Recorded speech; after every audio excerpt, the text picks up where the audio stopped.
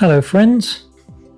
I woke up to a very misty and damp morning this morning on Exmoor, and sadly there were no views at all, so I came down off Exmoor along some lovely country lanes, but it has been rather misty and damp all day and it rained quite a bit this afternoon.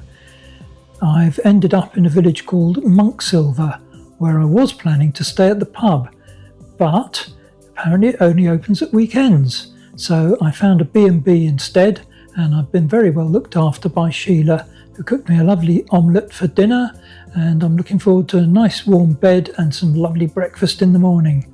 Let's have a look at today's lanes and tracks.